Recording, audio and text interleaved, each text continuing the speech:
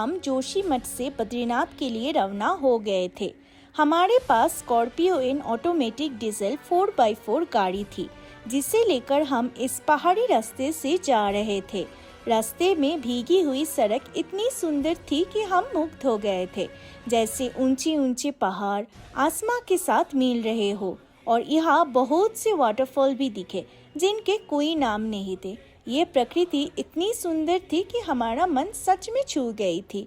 खैर, हम सड़क पर चलते हुए एक होटल पे आ गए। हम पहले ही बता दे रहे हैं कि हम जिस भी होटल में स्टे करते हैं वहाँ कार पार्किंग हमेशा अवेलेबल होती है, क्योंकि हम गाड़ी से घूमते हैं।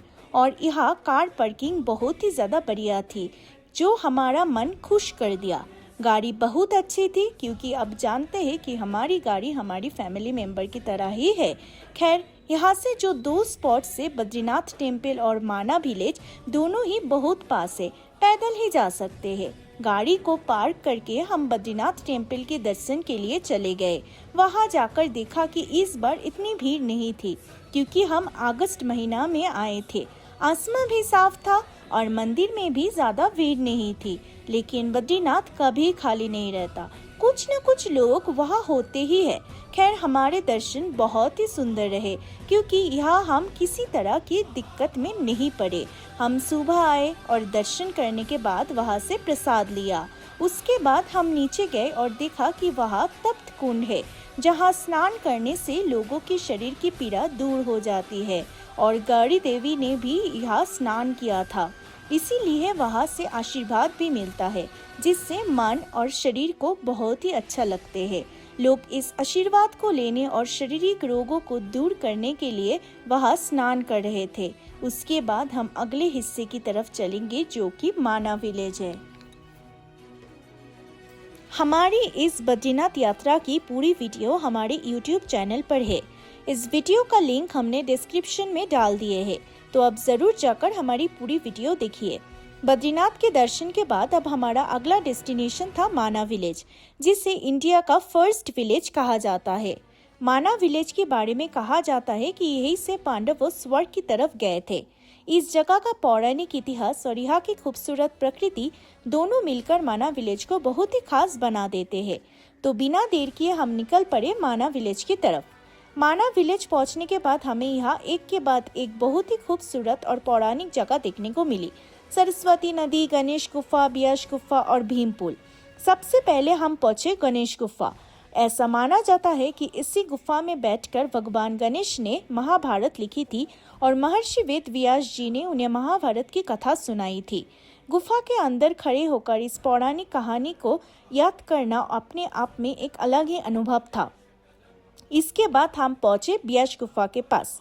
गुफा के ऊपर की तरफ जाने पर जो पत्थर की संरचना दिखने को मिलती है, वो बिल्कुल किताब के पन्ने की तरह नजर आती है। ऐसा लगता है जैसे छोटी छोटी किताबों के पन्ने एक के ऊपर एक रखे हुए हो और वो सब पत्थर में बदल गए हो। प्रकृति का ये अद्भुत रूप देखकर सच में हैरानी होती है। उसके बाद हम गुफा के अंदर की तरफ गए, जहाँ ऋषि मुनियों के साथ महर्षि वेद व्यास जी की प्रतिमा भी देखने को मिली। कुछ देर वहाँ रुककर उस माहौल को महसूस करने के बाद हम अपनी अगली जगह की तरफ निकल पड़े। इसके बाद हम पहुँचे सरस्वती नदी के पास। यहाँ का नज़ारा सच में देखने लायक था। पहाड़ों के बीच से सरस्वती नदी का पानी बहुत ही खूबसूरती से बह रहा था। कहा जाता है कि सरस्वती नदी कुछ दूर बहने के बाद अलकनंदा नदी में समा जाती है और फिर अदृश्य हो जाती है। हमने भी उस जगह को देखा जहाँ सरस्वती नदी का प्रवाह आगे जाकर गायब होता हुआ नजर आता है। नदी के पास खड़े होकर चारों तरफ के पहाड़, साफ पानी और प्रकृति की खूबसूरती को देखकर मन बिल्कुल खुश हो गया। इसके बाद हम सरस्वती नदी को पार करके आगे की तरफ बढ़े। रास्ते में कुछ जगहों पर नदी का फ्लो थोड़ा कम नजर आ रहा था, लेकिन उसकी खूबसूरती में कोई कमी नहीं थी। उसके बाद हम पहुंचे आई लव माना नाम की एक बहुत ही खूबसूरत जगह पर। चारों तरफ हरियाली, पहाड़, पानी और प्रकृति की खूबसूरती देखकर ऐसा लग रहा था जैसे हम किसी छोटे से स्विट्जरलैंड में आ गए हो। सच कहूँ तो माना विलेज इतना खूबसूरत होगा, यहाँ आने से पहले मैंने भी नहीं सोचा था। यहाँ आकर प्रकृति को इतने करीब से देखना और महसूस करना मेरे लिए भी एक बहुत ही खूबसूरत एक्सपीरियंस रहा। इसके बाद हम उस जगह की तरफ बढ़े जहाँ पांडवों के स्वर्गारोहण की कहानी जुड़ी हुई है। कहा जाता है कि स्वर्ग की यात्रा के दौरान द्रौपदी यही गिर गई थी और यही उन्होंने अपना शरीर त्याग दिया था। इस पौराणिक कहानी की यादें आज भी इन पहाड़ों और इन रास्तों के साथ जुड़ी हुई है। माना विलेज की हमारी ये खूबसूरत जर्नी अब धीरे धीरे खत्म होने वाली थी। इसके बाद हम सड़क पार करके अपने होटल की तरफ वापस निकल पड़े, लेकिन होटल की तरफ लौटते वक्त भी रास्ते की खूबसूरती देखकर मन खुश हो रहा था। पहाड़ों के बीच से जाती हुई इतनी खूबसूरत सड़क, चारों तरफ हरियाली, ठंडी पहाड़ी हवा और प्रकृति का इतना सुंदर नज़ारा, सच में ये सब देखकर बहुत ही अच्छा लग रहा था। ऐसा लग रहा था जैसे हर मोड़ पर नेचर अपनी एक नई तस्वीर दिखा रहा हो। तो चलिए अब हम अपने होटल की तरफ रवाना हो रहे हैं। होटल पहुंचने के बाद हम आपको होटल के बारे में भी बताएंगे। और माना विलेज की ये पूरी जर्नी अगर आपको अच्छी लगी है तो इसके एक बड़ा और कंप्लीट वीडियो हमारे YouTube चैनल पर ऑलरेडी है। उस वीडियो का लिंक हमने डिस्क्रिप्शन में डाल दिए है, तो डिस्क्रिप्शन में दिए गए लिंक पर जाकर पूरी वीडियो ज़रूर देखिए।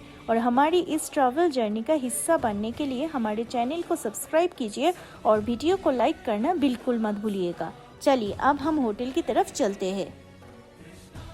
अब हम अपनी गाड़ी को होटल के एम्पल कार पार्किंग एरिया में पार्क करके होटल की तरफ चलते हैं। होटल की पार्किंग एरिया काफ़ी स्पेसियस और बहुत ही सुंदर था। गाड़ी पार्क करने के बाद जैसे ही हम होटल की तरफ देखते हैं, होटल का ब्यूटीफुल एक्सटीरियर देखकर ही मन खुश हो जाता है। इसके बाद हम होटल के रिसेप्शन पर पहुंचते हैं। रिसेप्शन पर नाम की एंट्री करने के बाद हमें हमारे रूम की तरफ भेज दिया जाता है, लेकिन रूम में जाने से पहले होटल के अंदर की खूबसूरती ने हमारे ध्यान खींच लिया। यहाँ का वुडन फर्नीचर, ट्रेडिशनल पहाड़ी touch, beautiful interior and modern facilities का कॉम्बिनेशन सच में बहुत ही अच्छा लग रहा था। होटल का एम्बियंस इतना वार्म और ब्यूटीफुल था कि पहली नज़र में ही इस जगह से एक अलग सा कनेक्शन फील होने लगा। इसके बाद हम लिफ्ट से अपने रूम की तरफ जाते हैं। रूम में पहुंचते ही सबसे पहले जो चीज़ नोटिस होती है वो है रूम की क्लीनलीनेस। रूम बहुत ही साफ सुथरा और वेल मेंटेन था। रूम की खिड़की से बाहर का ब्यूटीफुल पहाड़ी व्यू भी देखने को मिल रहा था। खिड़की के बाहर इस ग्रीनरी और पहाड़ों का नज़ारा देखकर लग रहा था कि नेचर बिल्कुल हमारे रूम के सामने ही मौजूद है। रूम में वुडन फर्नीचर काफ़ी ब्यूटीफुली अरेंज्ड था और सारी मॉडर्न फैसिलिटीज़ भी अवेलेबल थी। ओवरऑल रूम का एम्बियंस बहुत ही कंफर्टेबल और पीसफुल था। थोड़ी देर रूम में रिलैक्स करने के बाद अब हम चलते हैं होटल के रेस्टोरेंट की तरफ। देखते हैं यहाँ का रेस्टोरेंट कैसा है और यहाँ का खाना कैसे मिलते हैं।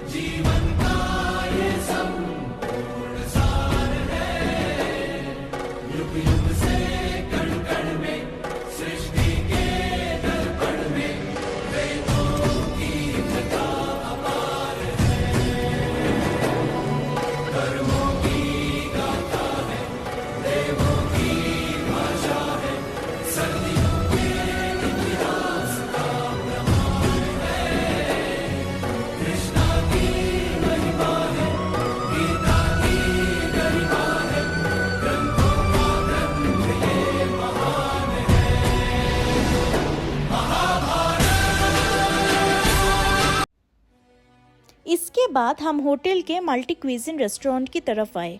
रेस्टोरेंट का एम्बियंस बहुत ही अच्छा था और यहाँ की एमिनिटीज़ भी काफ़ी अच्छी थी। सब कुछ बहुत क्लीन और वेल मेंटेन्ड था। अब हमने यहाँ खाना ऑर्डर किया और खाना खाने के बाद सच में बहुत अच्छा लगा। खाने की क्वालिटी और टेस्ट दोनों ही बहुत बढ़िया थे।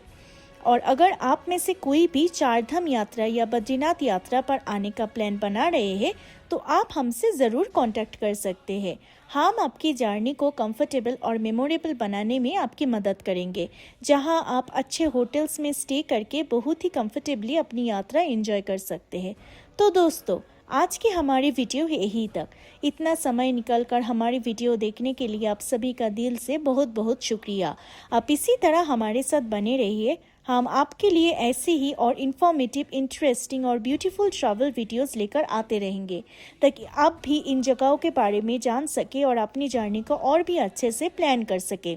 अगर वीडियो पसंद आए तो वीडियो को लाइक कीजिए, चैनल को सब्सक्राइब कीजिए और अपने दोस्तों और फैमिली के साथ भी ज़रूर शेयर कीजिए। मिलते हैं अगले वीडियो में एक और खूबसूरत डेस्टिनेशन के साथ। तब तक के लिए थैंक यू सो मच और अपना ख्याल रखिएगा। नमस्कार।